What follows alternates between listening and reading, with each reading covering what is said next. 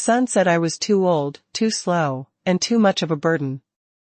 So, he put me in a nursing home without my consent and moved into my house like I was already dead. But I wasn't confused. I wasn't finished. And while he thought I'd fade away quietly, I was planning something else.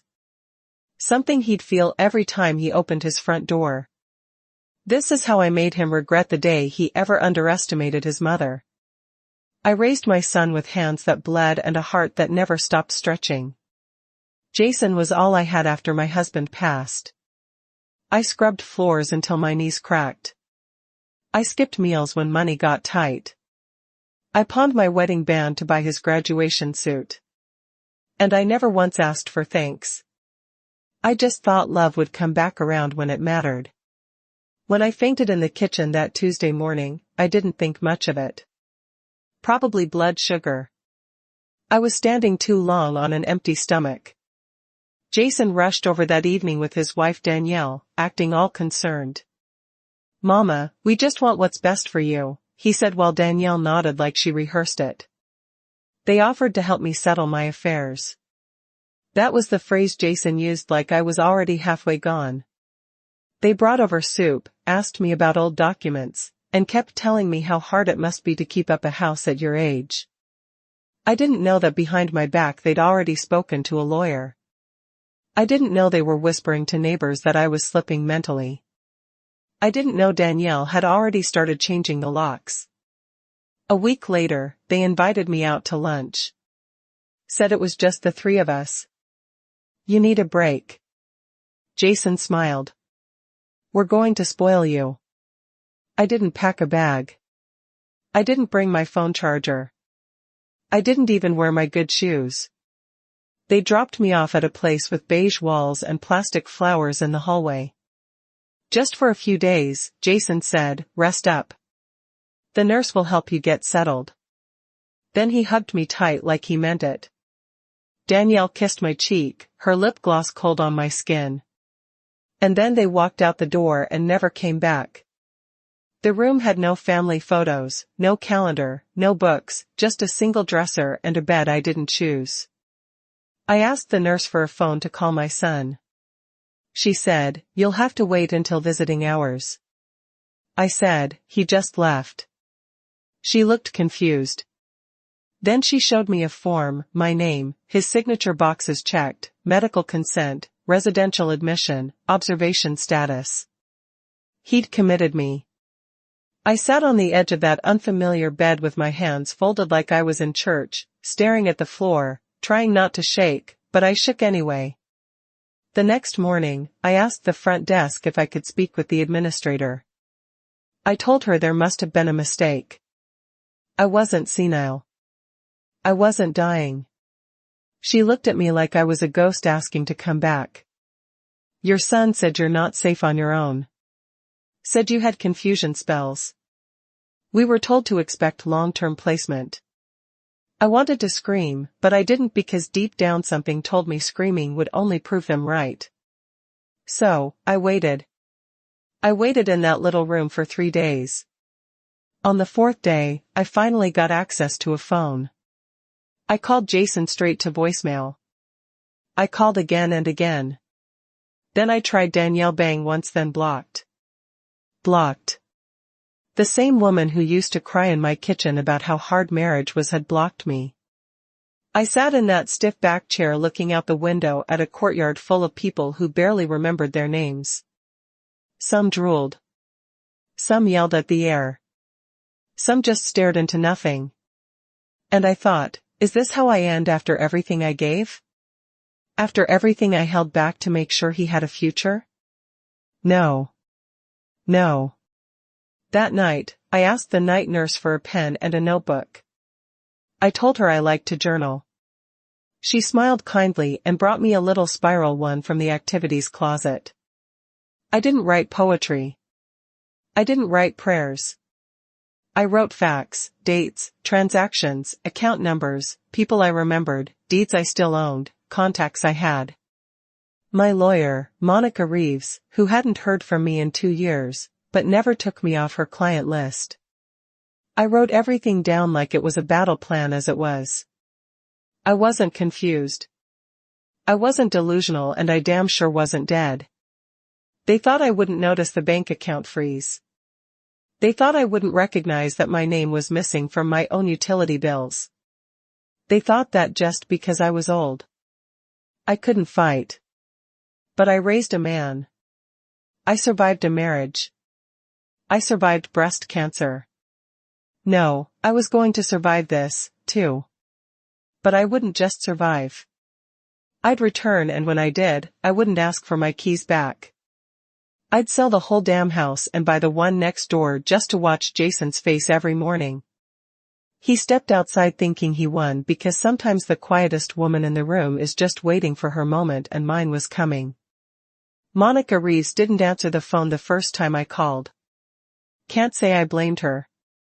It had been years, but I left a message. Short, sharp, and deliberate. Monica, this is Dolores Mayfield.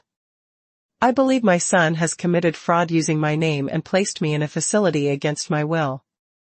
I still have access to the joint account and legal documents. Call me. She returned my call before lunch the next day. Mrs. Mayfield, she said, sounding startled. Are you safe? As safe as a woman can be when her only child locks her away and thinks she won't bite back. She paused. Tell me everything. So I did. He came to see me that Friday, drove 3 hours in the rain, marched through the front doors of the facility, and told the nurse she was my attorney. The staff got nervous, real nervous. I could tell by the way the manager pulled her aside and tried to explain how they acted in the client's best interest. Monica wasn't having it. She came into my room with a briefcase and a fire in her eyes. You're not staying here another week, she said. And if they give us trouble, we sue them, too. It felt like the first deep breath I'd taken in weeks. We went over everything. The documents Jason had forged. The power of attorney I never signed. The deed to the house that still listed my name and only mine. The joint account Jason thought I'd forgotten about. I had never removed him. But he didn't know I still had access. I'd been quiet for too long. You want to go nuclear? Monica asked. I looked her dead in the eyes and said, no, I want to go biblical. He grinned. Let's start with a revocation. You're still mentally competent. You still have your rights. First thing we do is strip him of every bit of legal control he thinks he has. Within days, Monica filed an emergency motion to revoke the forged POA. We submitted a capacity evaluation from the facility's own doctor, who had told me privately he saw no signs of dementia. We opened a case against Jason for elder exploitation and misrepresentation of legal documents. And we froze the account he used to pay his fancy mortgage. I left the nursing home on a Wednesday afternoon. No goodbyes, no farewell hugs, just a bag of clothes Monica bought for me and a slow walk out the front door. Freedom never smelled so sweet. We didn't go back to my house. I didn't want to. Monica booked us into a private suite at an extended stay for the weekend while we worked out the next step. Jason didn't know I was out yet, but oh, he would. That weekend, Monica filed a petition to enforce a partition sale of the property. Since Jason was living in a home he didn't legally own, and I had not given consent for him to stay, we had every right to force a sale. If he refused to vacate, we'd go through the courts and law enforcement would remove him. And because I was still the legal owner, every dime would come to me. I pictured him and Danielle sitting on my velvet couch, sipping wine they couldn't afford, bragging about how they inherited a house from a confused old lady. They didn't inherit anything. They stole it, and now they were going to choke on it. The process took about a week to move through preliminary hearings.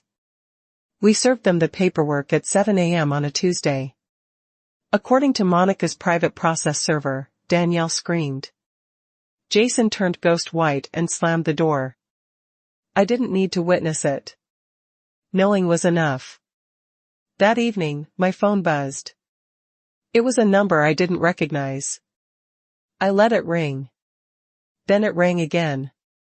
Then again, I finally answered. Mom. Jason's voice was low, almost childlike. We got something in the mail today. Is this real? I didn't respond. He continued, you can't be serious. You're going to kick me out of my own house. I took a breath and said, you mean the house you threw me out of? He went silent. I never signed the documents, I continued. You forged my name, froze my accounts, and tried to erase me.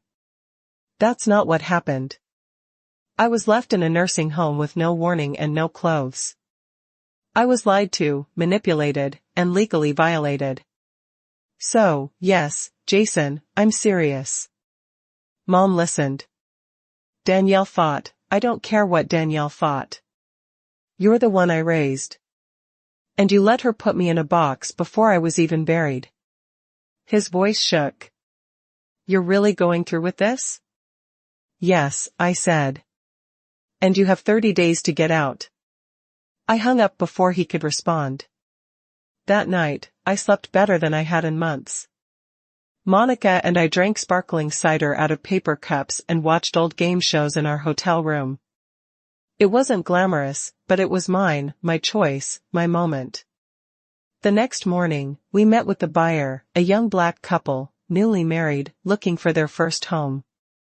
They loved the garden, loved the arched hallway, loved the soul of the place. I think it wants to be filled with love again, the wife said, running her hand along the kitchen counter. I nodded. It does. I accepted their full cash offer by the end of the day. We closed in less than 2 weeks. Jason didn't say a word, but Danielle did. He sent me a message on Facebook. The goal, we're your family. I can't believe you're doing this. This was our future. I stared at it for a long moment, then typed one sentence back. No, I was your past. And you buried me too early. Then I blocked her. I didn't cry. I didn't smile. I just breathed and waited for moving day because I had one more step left in this plan. And I was saving the best for last. The last time I walked through my old house, it was nearly empty. Just dust shadows on the floor where my furniture used to sit and a faint scent of lavender from the oil diffuser Danielle insisted on using in every room. The kind that always gave me a headache. They were gone. Jason didn't fight the court-ordered sale. He didn't even show up for the final inspection. Danielle left a box of half-use lotions and a note taped to the fridge that said, "You'll regret this." But I didn't regret a thing.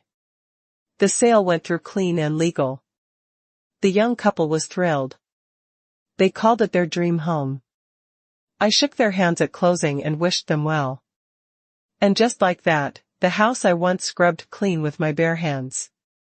The home I gave up everything to preserve now belonged to someone who would respect it. With the money from the sale wired into my account, Monica asked the big question. Ready for step 2? I smiled. Oh, I've been waiting for step 2. We didn't rush. That's the trick. Revenge shouldn't come hot. It should come cool, deliberate, patient. We waited for Jason and Danielle to finish moving out. We waited for the neighborhood gossip to die down. And then I did something they never saw coming. I bought the house next door. Cozy one-story with a rose bush out front and a back porch that faced their kitchen window. Who's perfect? I paid in full, no mortgage. Monica did the paperwork. I signed with a pen that shook a little in my hand. Not from weakness, but from the sheer satisfaction of what I was about to do. I didn't even tell Tyler, my grandson. Not yet. I needed this moment to be mine first. The first day I moved in, I wore my best Sunday hat and sat on the front steps with a cup of sweet tea. Just sat coming to world past like any ordinary grandmother. And then Jason stepped outside. He was wearing gym shorts and a wrinkled t-shirt, holding a trash bag in one hand and a phone in the other. He looked tired. The way a man looks when he realizes the comfort around him was never really his. He froze when he saw me. I smiled. He turned around and went right back inside. I didn't move. I had waited too long for this view. For days after that, Danielle avoided eye contact. She pulled their curtains tighter. She parked on the opposite side of the driveway. The audacity of what I'd done was too much for her pride to process. But I wasn't done. I started planting roses along the fence. Bright red ones that bloomed like fire. Monica called it petty. I called it peaceful warfare. Every morning I sat on my porch and waved at the mailman. I chatted with the neighbors they had ignored. I baked banana bread for the couple I sold the old house to. And every evening I watched Jason through the blinds as he tried not to see me. Danielle's car started leaving earlier in the morning. Sometimes she didn't come back for days. Jason stayed inside most of the time. Lights on at 2 a.m. TV flickering through the curtains. I could only imagine what their conversation sounded like, but I didn't have to imagine for long. One afternoon, Tyler came walking down the sidewalk with his backpack slung low. He hesitated at the fence, then crossed over and knocked on my door. I opened it slowly. "Grandma," he said, "can I sit with you a while?" I didn't ask questions. I just opened the screen and let him in. We sat on the porch side by side. I poured him a glass of iced tea just like I used to when he was little and afraid of thunderstorms. He didn't say much at first. Then he said, "I heard what they did." "I'm sorry." I didn't respond. I just looked at him. "They told me you had dementia," he said. "Said you weren't safe alone, but you don't look confused to me." I gave him a soft smile. "I never was." He leaned forward. "Why you buy the house next door?" "Because your father needed a reminder," I said. "One he could see from his front porch every day." Tyler snorted. "You're colder than I thought, Grandma." I laughed. Real full laugh. "No, baby. I'm just finished pretending I owe anyone my silence." He stayed for dinner that night. Told me he missed my sweet potatoes. That his mother never learned how to season anything properly. I didn't ask about their marriage. I didn't need to. Some storms speak for themselves. The next morning, Jason came to my door. I didn't flinch. I didn't get up. He stood on the porch, hat in his hand like a child, ready to lie. "Why are you doing this?" he asked. I sipped my tea. "Doing what?" "Living here across the street watching us." I tilted my head. "I bought this house because I liked the view." "You're trying to humiliate me." I shook my head. "No, Jason. That part already happened. You did that when you called me a burden." He looked away. I continued. "I raised you alone. Carried you through everything. And when I needed help, you left me in a room with strangers. Called it mercy. Called it love." I thought. "No," I interrupted. "You didn't think. You took. You erased. You assumed I wouldn't fight back. You had no words." I stood slowly and walked to the door. "This is my piece, Jason. Don't knock unless you plan to earn your way back into it." Then I closed the door. I didn't cry. I didn't tremble. I just sat back in my chair and watched the roses bloom because the view never looked better. Some people think closure comes when someone says sorry. I don't believe that. I believe closure comes when you can sit in silence and know you no longer care what they think. When their presence no longer stirs your blood. When your peace is so loud it drowns out their shame. That's the kind of silence I woke up to every morning. Now the roses along my fence were blooming brighter. My kitchen smelled like lemon polish and cinnamon toast. I had started painting again. Small canvases at first, just color studies. Then one morning, I painted a picture of my old house from memory. Except I replaced the windows with fog because that's what it felt like now. A beautiful place haunted by people who couldn't see straight. Jason had stopped speaking to me. Not a word since that morning on my porch. I'd seen him walk out to check the mailbox or take the trash out, but he never glanced my way. That was fine. I wasn't looking for reconciliation. I was looking for truth to sit with him like a shadow he couldn't shake. Danielle, on the other hand, had become louder, passive-aggressively loud. She threw garden parties in the backyard, blasting music during dinner time. She hosted wine tastings on the porch, cackling just loud enough to float over the fence. I could hear her when she talked about me to the guests. I mean, she's clearly lonely. Why else would she move next door? She's obsessed with us. It's creepy. She needs to let it go. We're happy. She's bitter. I didn't respond, not once, because happy people don't need to shout it from the lawn.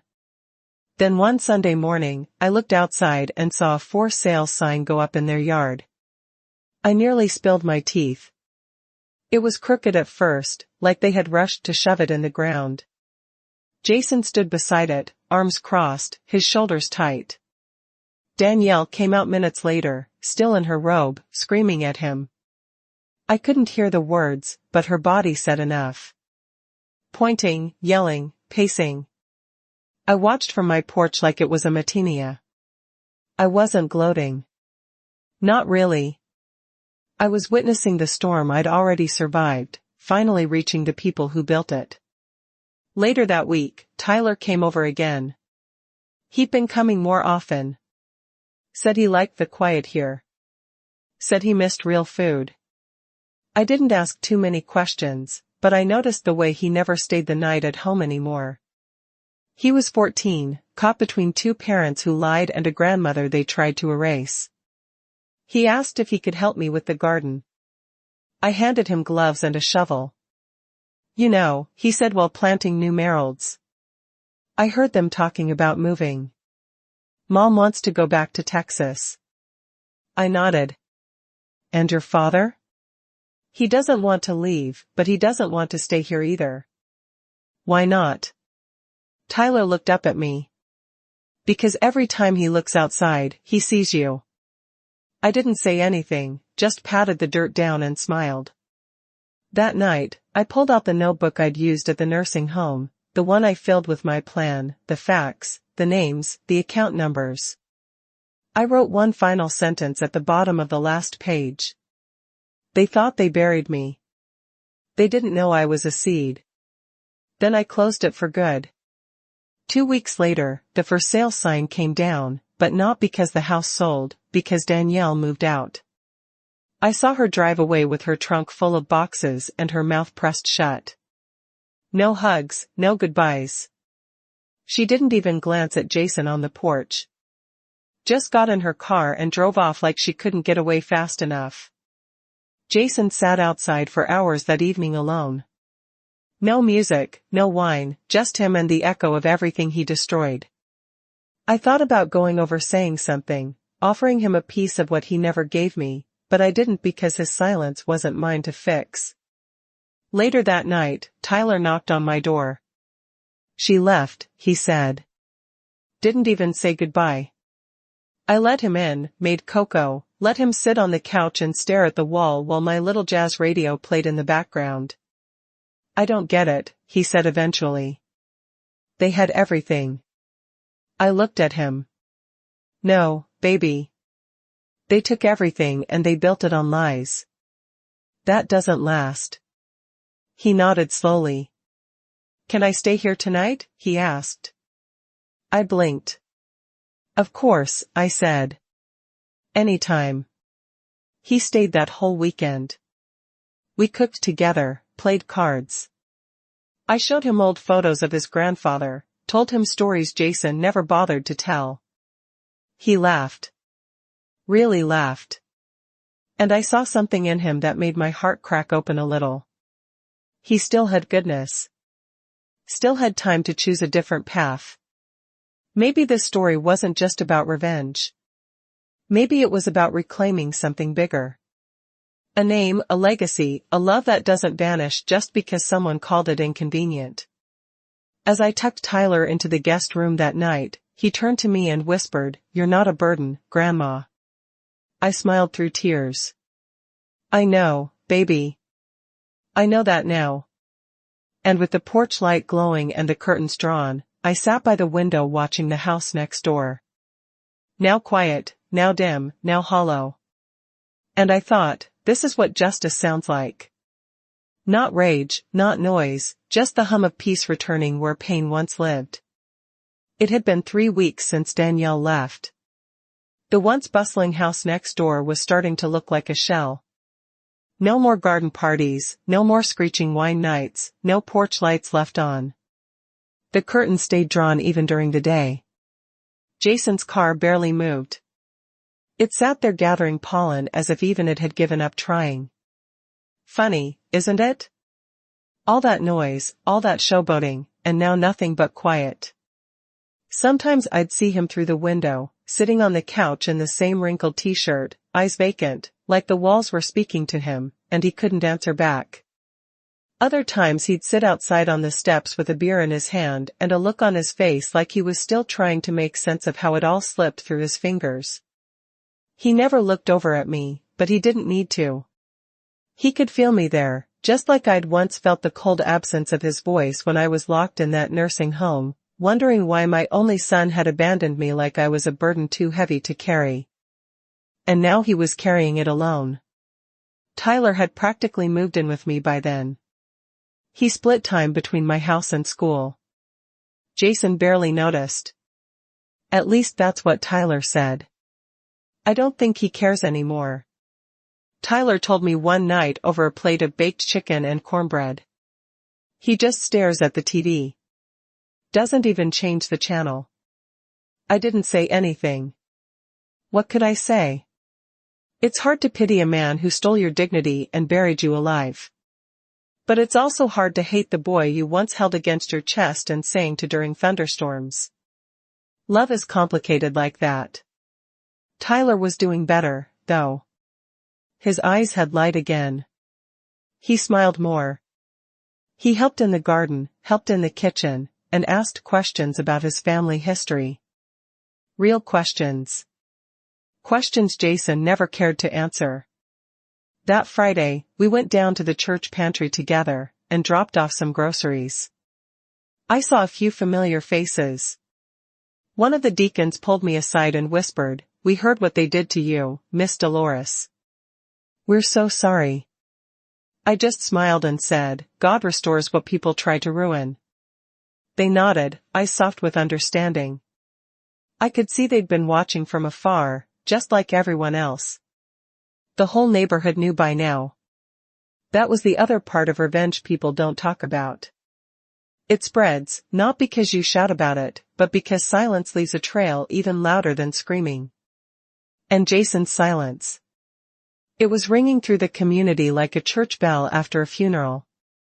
That weekend, I went to the community center and dropped off a check, $10,000. Anonymous donation. I didn't want credit. It was for their new senior outreach program. A friend told me they were trying to expand ride-share services for elders who lived alone because I knew I wasn't the only one who had been made to feel like dead weight in their own family. I wanted to make sure no one else would be thrown away as easily as I was. Tyler helped me deliver it. "Why don't you put your name on it?" he asked. "Because the people who need it don't care who gave it. They just need to know someone did." He nodded thoughtfully. That Sunday, Jason came to my porch. I was baking sweet potato pie. The smell must have drawn him out. He stood there for a long time before knocking. I opened the door, wiped my hands on a towel, and waited. He looked different, tired, like someone who hadn't slept well in weeks. "I wanted to talk," he said. I stepped outside but didn't invite him in. He looked down at the porch floor. Danielle's not coming back. I said nothing. I tried to fix things, but everything fell apart. So, I said nothing. Then he looked up at me, and for the first time in a long time, I saw the boy I used to know hiding somewhere behind those broken eyes. I messed up, Mama. The words fell like bricks. I thought I was doing the right thing. I don't know. I got scared. I didn't want to lose everything trying to take care of you. You didn't take care of me, I said, quiet but sharp. You got rid of me. He nodded slowly, guilt swelling behind his eyes. I was wrong.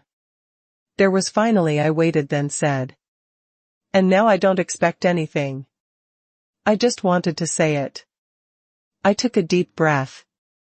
You thought you could bury me, Jason, I said. But you didn't know what I had left in me. You forgot what I gave up to build that house, to raise you, to keep your lights on, to put food on your table. He looked down again. I didn't forget, he whispered. I tried to rewrite the ending and I was wrong. I nodded once, then said, Tyler is safe with me. He can stay as long as he needs, but you've got some soul searching to do, and you won't do it on this porch. Then I turned and went back inside. I didn't slam the door. I didn't cry. I let the smell of sweet potato pie fill the house and I set the table for two. Tyler came down the stairs a few minutes later. Was that him? I nodded. What did he say? Nothing I haven't already heard in my heart, I said. But it's not my job to carry him anymore. He sat at the table. I'm glad you're my grandma. I smiled. Me too, baby. Me, too. Outside, Jason sat on his porch alone again. And I let him, because peace once reclaimed is not something you ever surrender again. You don't always get the ending you thought you wanted. Sometimes you get something better. I never imagined I'd spend the last chapter of my life living next door to my own son after he betrayed me.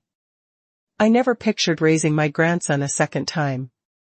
And I sure never thought peace would come, not through reconciliation, but through boundaries.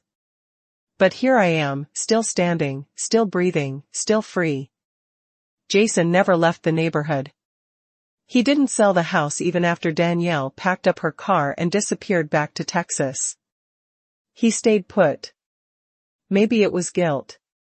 Maybe it was shame. Or maybe he thought he could fix it by proximity. But I didn't want proximity. I wanted distance with meaning. He tried a few more times to visit.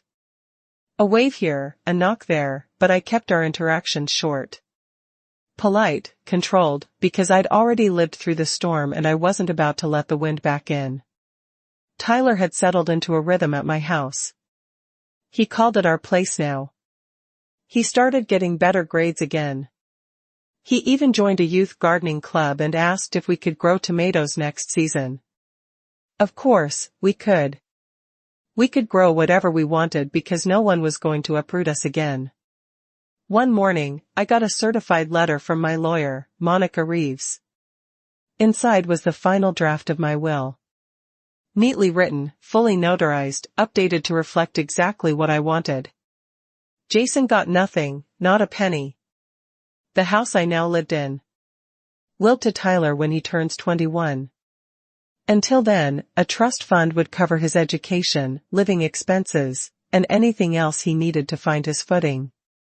The rest of my estate, every bit of retirement savings, sale profits, and old insurance money would go to a fund I helped launch through the community center, the Mayfield Legacy Grant. It would help older women in crisis. Women discarded by the very children they raised. Women who needed just one more hand to pull them back into dignity. I'd already made the first donation. $50,000. I didn't tell Jason about the will. I didn't have to. He found out on his own 2 months later when he asked Monica for a copy of the estate plan just to be informed. She told him with a smile that he wasn't included. He called me that night. "Mom," he said, voice tight. "Is this real?" "Yes, you're cutting me out completely." "No," I said. "You did that all by yourself years ago when you signed me away like luggage and sold my things before I was even cold." He was silent. I continued, "You didn't just fail me. You erased me. And now you're learning what that feels like." I said, "I was sorry." And I said, "I forgave you. But forgiveness doesn't mean inheritance." Then I hung up. That was the last time we spoke. A month later, he moved quietly. No U-Haul. No goodbye. Just a faded for sale sign that finally came down after 2 weeks. The neighbors said he left town. Some say he went to Florida. Others say he got laid off and moved in with friends. I don't know, and I don't need to, because the day he left, I sat on my porch with a cup of jasmine tea, looked out at the quiet street, and felt nothing but peace. Tyler came outside with 2 muffins and sat beside me. "He's gone," he said. I nodded. Sometimes people leave when they realize they can't control the narrative anymore. "You think he'll ever try to come back?" "Maybe," I said. "But if he does, he'll find a fence that wasn't there before." I looked out at the garden, roses blooming, tomatoes starting to sprout, bees dancing through the marigolds. Who was beautiful? Who was mine? Later that year, I was invited to speak at the Community Sense Elder Justice Seminar. They asked me to say a few words about financial abuse, power of attorney scams, and reclaiming your legal rights. I stood in front of that crowd, mostly women, mostly over 60, and told them the truth. "They will call you old," I said. "They will call you a burden. They will smile while stealing the life you built. But let me tell you something. There is power in the truth. There is power in silence. And there is power in the law if you're brave enough to use it." They clapped. A few women cried. One came up to me afterward, hugged me hard, and whispered, "Thank you for reminding me I'm not crazy." That's what it's really about. Not just revenge, but legacy. Making sure no one else gets left behind in a room that smells like bleach and pity. Making sure our stories aren't erased just because we can't carry our groceries anymore. I went home that night and looked around the little house I once thought was a step down from my past. But it wasn't smaller. It was freer. It was lighter. And as Tyler set the table and asked if we could bake cookies later, I realized I wasn't at the end of anything. I was finally at the beginning. They sent me to a nursing home and called me a burden. But I gave them a burden they'll never share.